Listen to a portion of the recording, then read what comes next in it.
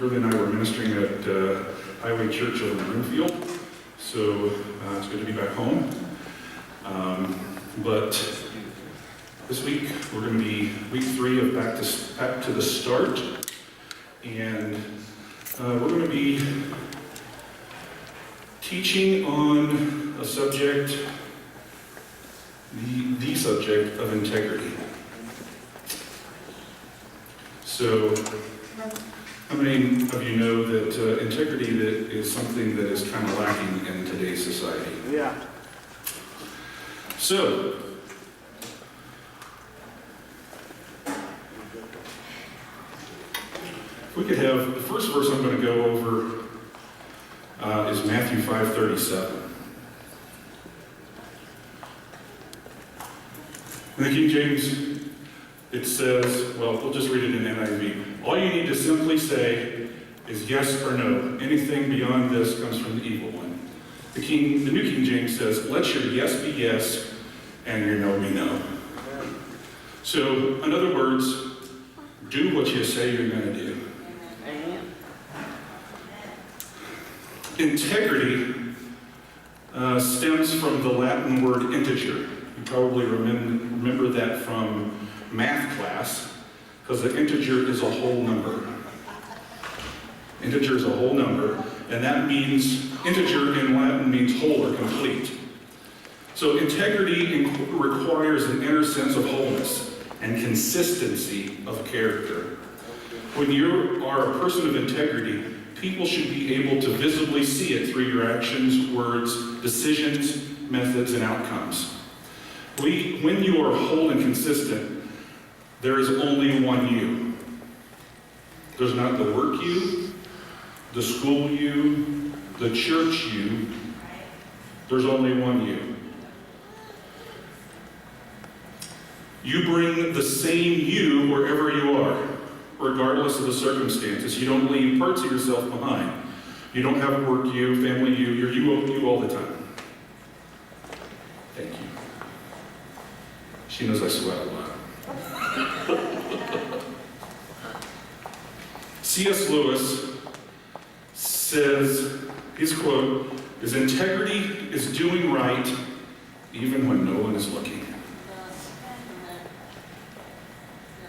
So it's what you do when you're not going to get applause, when you're not going to get an attaboy, but you do the right thing because it's the right thing. Dwight Eisenhower, 34th president, said, in order to be a leader, a man must have followers. And to have followers, a man must have their confidence.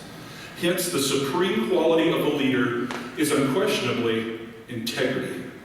Without it, no real success is possible, no matter whether it is in a section game, on a football field, in an army, or in an office.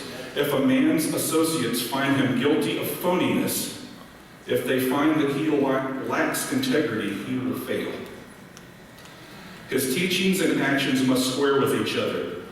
The first great need, therefore, is integrity and high purpose. The Bible has a lot to say about integrity, especially in the book of Proverbs. Let's go to Proverbs 2:7.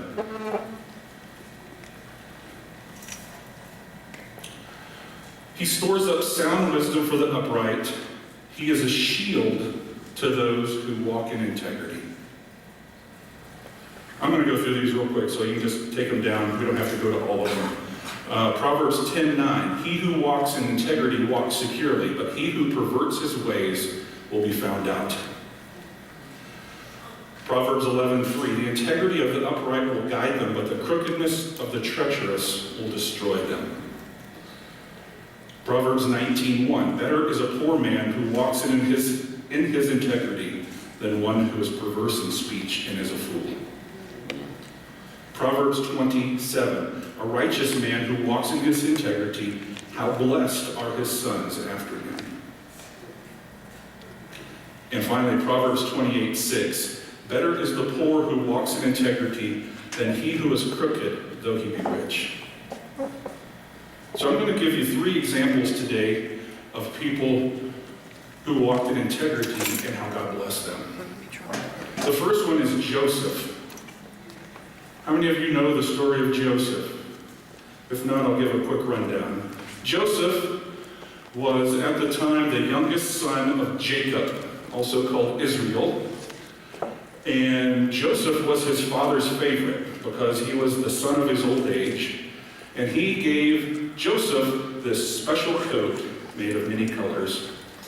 And Joseph knew that he was his dad's favorite and kind of rubbed it in his brother's face a little bit because he didn't use a lot of wisdom because God gave him a dream that all of his brothers were going to be bowing down to him, and he told them that, and they thought he was a little bit too big for his britches, so they threw him in a pit, put blood on his coat, showed it to his dad, told his dad that he'd been killed by wild animals. But in reality, they sold him to slave traders, and he was taken to Egypt. So, Joseph goes to Egypt, and he's bought by a man named Potiphar.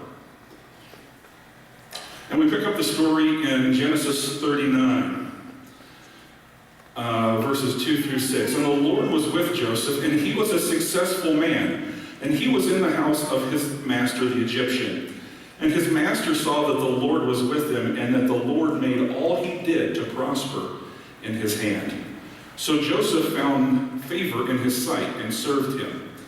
Then he made him the overseer of his house and all that he put under his authority. So it was from the time that he had made him overseer of his house that all he had and all that he had, that the Lord blessed the Egyptian's household for Joseph's sake. And the blessing of the Lord was on all that he had in the house and in the field. Thus he left all that he had in Joseph's hand and did not know what he had except for the bread which he ate. He so trusted Joseph, he didn't even look at the books. He didn't know what he had except what the bread that he was being served at his table, because Joseph took care of all of his affairs. So Joseph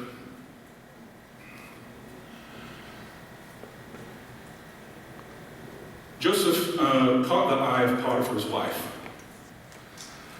And she wanted to be with him. But Joseph said, this is an evil thing in the sight of the Lord. Kept his integrity. And then she was trying to coax him to come to bed with her. She grabbed his coat and he ran out. So then she goes to her husband with Joseph's coat and said, he tried to rape me. So then Potiphar threw Joseph in prison. Because Joseph kept his integrity, he was punished. But verse 21 of chapter 39, but the Lord was with Joseph and showed him mercy, and he gave him favor in the sight of the keeper of the prison. So even when he was thrown into prison, God gave him favor. And the keeper of the prison committed to Joseph's hand all the prisoners who were in the prison. Whatever they did there, it was his doing. The keeper of the prison did not look into anything that was under Joseph's authority, because the Lord was with him, and whatever he did, the Lord made it to prosper. So then, he meets a couple of guys there, and they have a dream. The baker, and there's one other, the butler. And he predicts what's going to happen to them.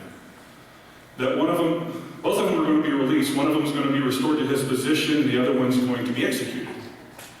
And that comes to pass. Joseph told the one that was going to be restored, the butler, remember me when you go back. Well, he didn't remember him until 2 years later. So Joseph is in prison for 2 years. And Pharaoh, ruler of Egypt, has a dream. And in this dream, fat cows and 7 skinny cows. And the skinny cows eat the fat cows.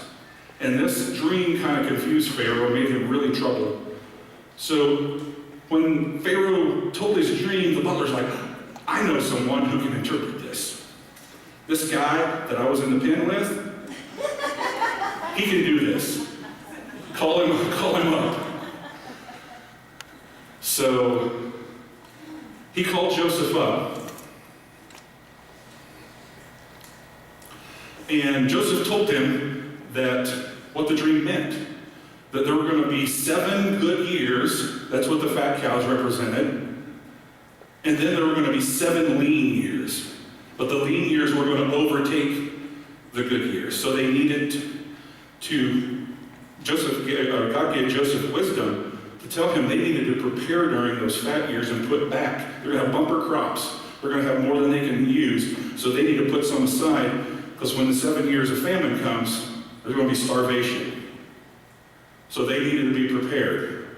So Pharaoh, in 41, Genesis chapter 41, verses 37 through 35 said, so the advice was good in the eyes of Pharaoh, and in the eyes of all his servants. And Pharaoh said to his servants, can we find such a one as this, a man in whom is the Spirit of God? Then Pharaoh said to Joseph, inasmuch as God has shown you all this, there is no one as discerning and wise as you. You shall be over my house, and all my people shall be ruled by according to your word. Only in regard to the throne will I be greater than you. And Pharaoh said to Joseph, see that I have set you over all the land of Egypt. Then Pharaoh took his signet ring off of his hand and put it on Joseph's hand, and he clothed him in garments of fine linen, put a gold chain around his neck, and he had him ride in the second chariot which he had. And they cried out before him, bowed the knee. So he set him all over all the land of Egypt. Pharaoh also said to Joseph, I am Pharaoh, and without your consent, no man may lift his hand or foot in all the land of Egypt. And Pharaoh called Joseph's name Zaphnath-Paneah. And he gave him a wife, Asenath, the daughter of Potiphera, priest of On. So Joseph went out over all the land of Egypt. Because Joseph kept his integrity all that time, God put him second in command to the most powerful nation on earth at the time. Egypt was a force to be reckoned with in the ancient world. They had the land, they had the money, they had the army. No one messed with Egypt. And God set him over the land of Egypt, and only Pharaoh had more power than him. So, they had the 7 good years, and Joseph had to put back a portion of each crop into storehouses, and then the famine came. And it was so bad that it reached the whole world, basically, the known world at that time. And here comes Joseph's brothers to get food, all the way from Canaan, come down to Egypt. And so Joseph saw them. They didn't recognize him because it had been, plenty of years had gone by at this time. And he was dressed as an Egyptian, I'm sure. So they didn't recognize him, but he recognized his brothers. And so Joseph called them out. He decided he was going to play with them a little bit because of what they did to him. And so he said, you guys are spies. And they're like, no, we're not spies. They're like, well, who's your father? And they're like, Jacob's our father, blah, blah, blah. They're like, so he was just kind of toying with them. And he said, well, I'm going to hold one of your brothers ransom until you bring me back your youngest brother. And they're like, oh my gosh. Our dad really freaked out when Joseph died. When Joseph was sold, we told him he died. And he's going to have a heart attack once we come back and we don't have one brother, and we tell him we're going to have to bring Benjamin, who's now his favorite.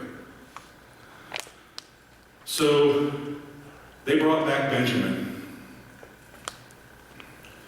And he was getting ready to let them go. He brought them in. They had a feast, all this kind of stuff. He still hadn't told them who he was. And so he instructed his servants to put a silver cup, the cup that Benjamin was drinking out of at the feast, into his bag of grain. And so he instructed them to inspect all of their stuff as they were leaving, and they found this cup. And then they're really freaking out. What's going on? So Joseph brought them back in, and in Genesis 45, verses 1 through 8, they're interrogating them. His people are interrogating them, and Joseph's standing behind this curtain, kind of listening to this thing going on. They're like really losing it because they're being interrogated by the, Pharaoh's people. And he said, "Then Joseph could not restrain himself before all those who stood by him, and he cried out, 'Make everyone go out from the room.' And no one stood with him while Joseph made himself known to his brothers. And he wept aloud, and the Egyptians and the house of Pharaoh heard it. Then Joseph said to his brothers, 'I am Joseph. Does my father still live?' But his brothers could not answer him, for they were dismayed in his presence. And Joseph said to his brothers, 'Please come near me.' So they came near him. Then he said, 'I am Joseph, your brother, whom you sold into Egypt. But now do not therefore be grieved or angry with yourselves, because you sold me here. For God sent me here before you to preserve life. For these 2 years the famine has been in the land, and there are still 5 years in which there will be neither plowing nor harvesting. And God sent me before you to preserve a posterity for you in the earth, and to save your lives by a great deliverance. So now it was not you who sent me here, but God. And he has made me a father to Pharaoh, and lord of all his house, and a ruler throughout the land of Egypt.'"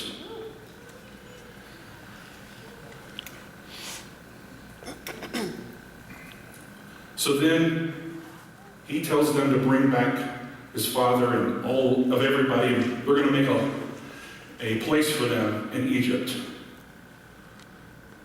So they bring them all back, and then Jacob dies. So then the brothers are like, "Well, we think that he was just only doing this while Dad was alive. So now that Dad's dead, he's going to put us in prison for what we did to him."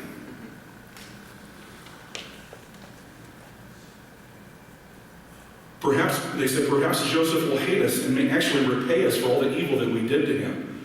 So they sent messengers to Joseph, saying, "Before your father died, he commanded, saying, 'Thus you shall say to Joseph, I beg you, please forgive the trespass of your brothers and their sin, for they did evil to you. Now please forgive the trespass of the servants of the God of your father.' And Joseph wept when they spoke to him. Then his brothers also went and fell down before his face, and they said, 'Behold, we're your servants.' And Joseph said to them, 'Do not be afraid, for am I in the place of God? But as for you, you meant evil against me, but God meant it for good, in order to bring about, as it is this day, to save many people's lives. Now therefore, don't be afraid. I will provide for you and your little ones.'"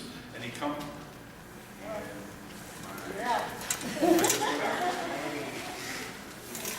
So let me pick up another time here. Is this one on? Okay. Yep. So he comforted them and spoke kindly to them. So we see that Joseph, because of his integrity, he did what was right in the eyes of God. God promoted him. So the second example that I want to bring to you is Daniel. Now Daniel, everybody knows the story of Daniel and lion's den, right? Daniel was a captive from the land of Judah. So after Solomon died, David's son, Israel split into two kingdoms, Israel and Judah. And Israel was conquered because they had a series of really evil kings. And then eventually, Judah was conquered. And everybody there was taken into slavery and taken to Babylon by Nebuchadnezzar. So, Daniel was one of the ones that was taken into captive, along with Shadrach, Meshach, and Abednego, the three Hebrew children that were put into the fiery furnace. And Daniel kept his integrity as well. So after Nebuchadnezzar died, his grandson took over, Belshazzar, and he was so evil that a hand appeared out of nowhere and wrote in fire on the wall that you have been found, you have been weighed in yes, hallelujah, that you have been weighed in the balances and found wanting, and your kingdom will be ripped from you this night. So later that night, Babylon was overtaken by the Persians and the Medes. And then we see that Darius, the Mede,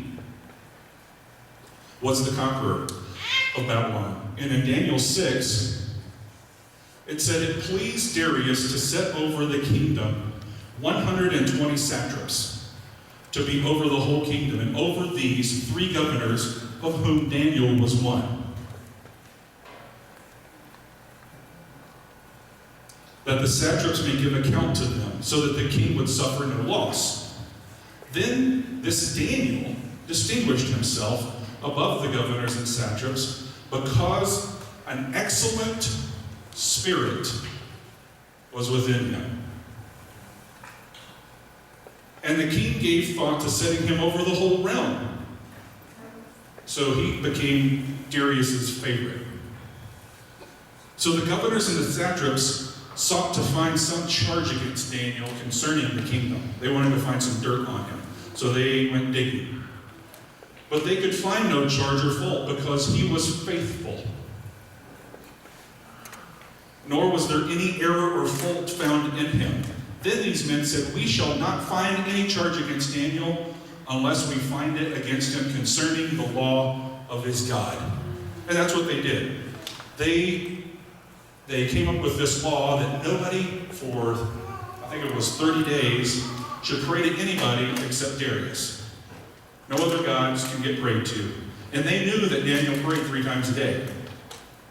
So they these trumped up charges. They brought Daniel in. Oh, we caught him praying to his God. And when Darius found this out, he was kind of mad that he'd been tricked by these guys, because they were weasels. And so that's why he got thrown into the lion's den. But because he was faithful, God shut the mouths of the lions. Because he didn't cave in and served his God, still prayed to his God. He had an excellent spirit. God shut the mouths of the lions. He survived the lion's den, which at that time was a death sentence, because they didn't feed the lions that much. So when they threw somebody in there, they were lion food. So it was a miracle that he kept them. So then after the king took Daniel out, he threw the governors in, so that the kiddies would have something to eat. And because he was not really happy that they had tricked him into punishing Daniel.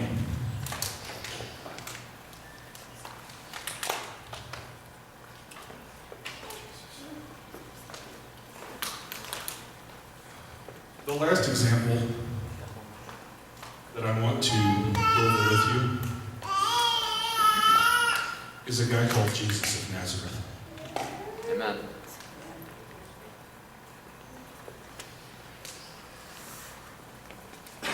In his 33 and a half years here on earth, he only did what the Father told him to do.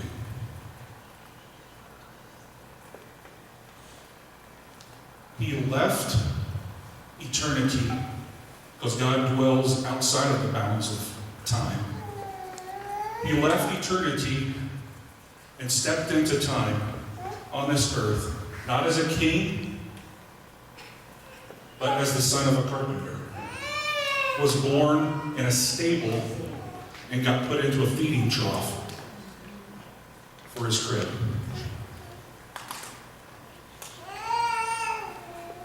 Then he submitted himself for you and me to death. And not just any death, but death on the cross. And I don't think we understand what crucifixion was like, because we've been so far removed from it. It was created by the Assyrians to punish their enemies, and it was perfected by the Romans. First, they would scourge you with whips that had bone, pieces of metal, tied into the leather, so that it just ripped your back apart. And if you survived that, then you got nailed to a cross. They put a nail through your wrist, and anyone who's had carpal tunnel, the median nerve that goes down the back of your arm and comes through the carpal tunnel right there, it was meant to crush that nerve. The very term excruciating came from crucifixion. Excruciating means from the cross. And you were left there to suffocate because your arms were outstretched and you had to push yourself up to exhale. Sometimes they were left there for days. In the case of the Bible, when Jesus was crucified, they went around breaking people's legs so that they would die before the Passover, because it was a holy day coming up. So when they broke your legs, you couldn't push up anymore, so you suffocated. So he went through that. He told God in the Garden of Gethsemane, "If it be thy will, take this cup from me." He knew what was coming. He knew what crucifixion was all about. But he said, "Nevertheless, not my will, but yours be done." And Paul says in Philippians, because of his obedience in submitting to death, even the death of the cross, God has highly exalted Jesus. That at the name of Jesus, every knee will bow. Amen. And every tongue confess that Jesus Christ is Lord, to the glory of God the Father. Amen. Yeah, I'd say you missed an opportunity to clap right there. He was faithful. In Revelation 19, the Apostle John saw heaven open. He said, "I saw heaven standing open, and there before me was a white horse, whose rider is called Faithful and True. And with justice he judges and wages war. His eyes are like blazing fire, and on his head are many crowns. And he has a name which is above every name." And he has a name written on him. Go back for just a second. I got ahead of myself. He has a name written on him that no one knows but he himself. He's dressed in a robe dipped in blood, and his name is the Word of God. The armies of heaven were following him, riding on white horses and dressed in fine linen, white and clean. Coming out of his mouth is a sharp sword with which he will strike down the nations. He will rule them with an iron scepter. He treads the winepress of the fury of the wrath of God Almighty. And on his robe and on his thigh, he has written, King of Kings and Lord of Lords. He left this earth. He left this earth as a servant.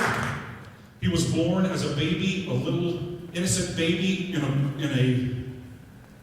cradle, the feed trough, in a stable. But when he comes back next time, his eyes are going to blaze like fire. And he won't be messing around next time. You guys think?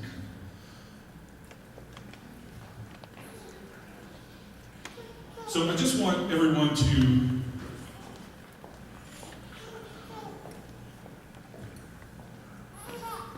just kind of let that absorb into you. When we walk in integrity, when we walk, let our yes be yes and let our no be no.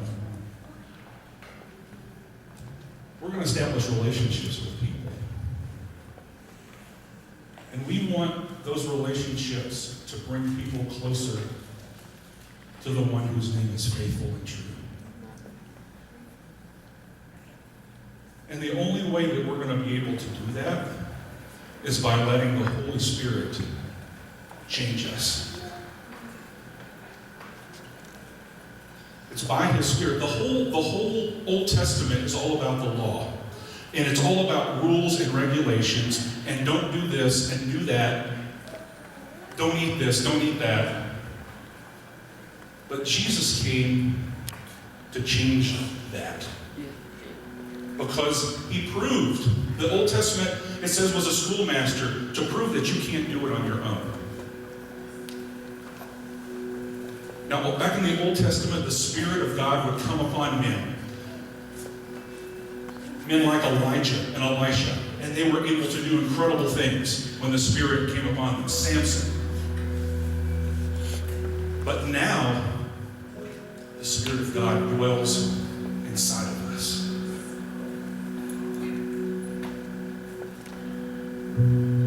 He dwells inside of us.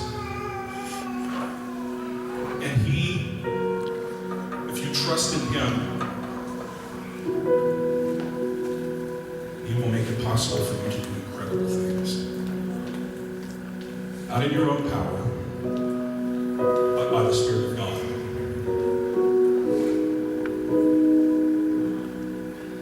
Jesus said that if you abide in me and my words abide in you, the works that I have done, you will do also.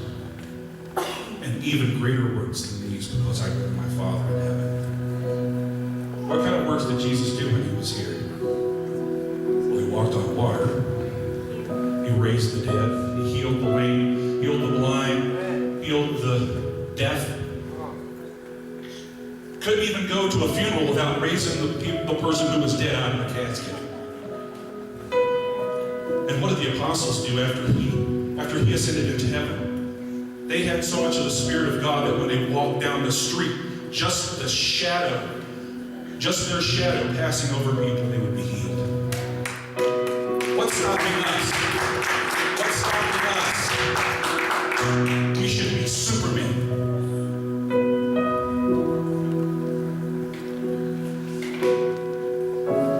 But so many people said that all died when the apostles died.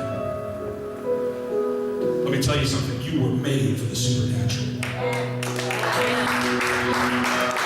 That's why the devil has such copy. Why do you think psychic hotlines and all that is so popular? Because people crave the supernatural. And in most churches, they're not getting it. But it's time, folks, for the supernatural to be back in our midst. Because greater is He who is in me than he that is in the world.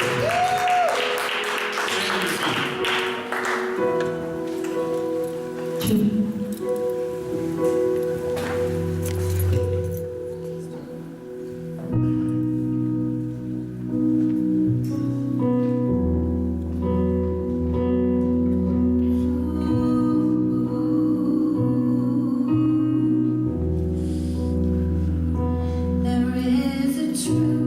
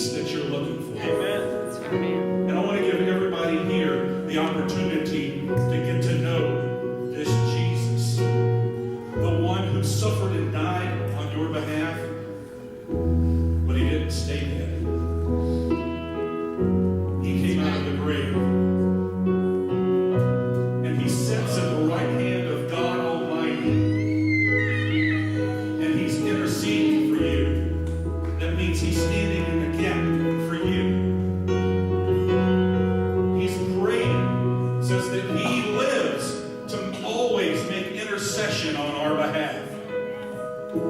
So with every head bowed and every eye closed, if there's anybody here who doesn't know this Jesus, the wave walker, the one who breathed and stars came out of his mouth, I want you to raise your hand if you don't know him and you want to.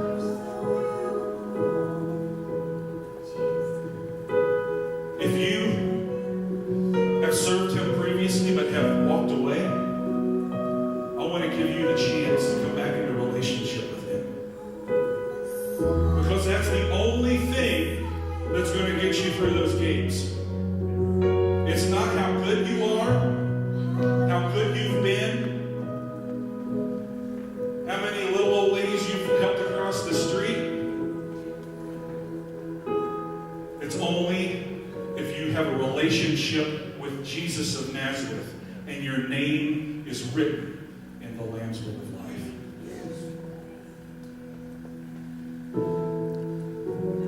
Thank you, Jesus.